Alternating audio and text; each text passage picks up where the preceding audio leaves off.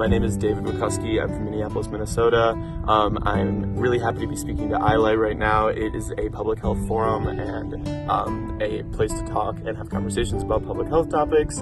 I study social policy and global health here at Northwestern University. And that's a little bit about me. I'm interested in healthcare policy, systems coordination, community-based policy, and advocacy.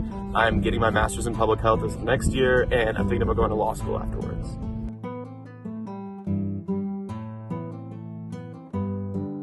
I mean, health and human rights are inherently together. Health is the means in which we access freedom. When I talk about the right to autonomy, which is something that I focus on a lot, I tend to think about health as a means in achieving that.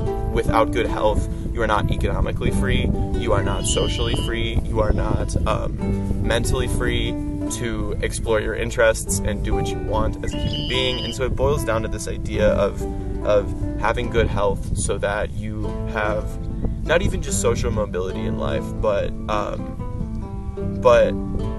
the means to exist in your life as you so choose. And you can't do that without health. So health is the cornerstone of human rights.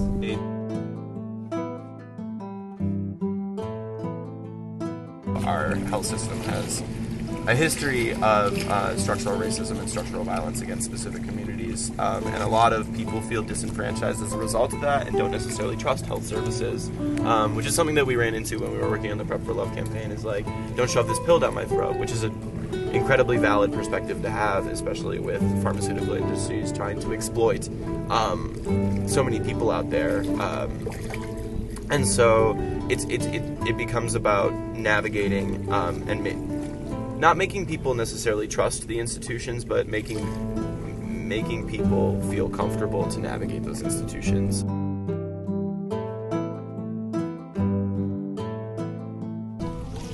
From this top-down perspective, as well as this bottom-up perspective of, you have to understand people's experiences and how they are stigmatized if you are going to create a policy that effectively can communicate why this stigma shouldn't be there and why communities themselves need to be valued.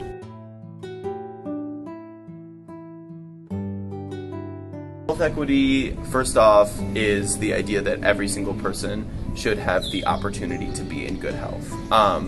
It also is the idea that regardless of your race, your gender, your sex, any identity factor that you may have, you do not experience discrimination in the healthcare system.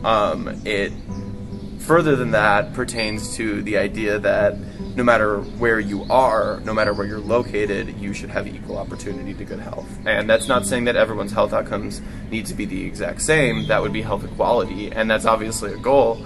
But health equity is more so this conceptual understanding that we all deserve. Health economics.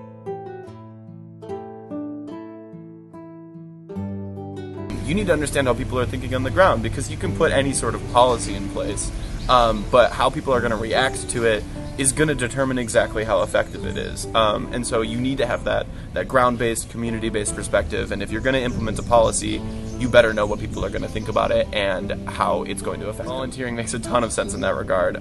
It's one of the best ways to get involved and see that community perspective. And yeah, I'm always open to volunteering for global health. I think it's a wonderful thing to go abroad and see other cultures and other experiences. I think you have to navigate that in a very thoughtful and reflective way, and you shouldn't necessarily be imposing your values on other people ever, but there's a lot of value in volunteering abroad and volunteering here, but I would encourage anyone who does it to come from a perspective of listening.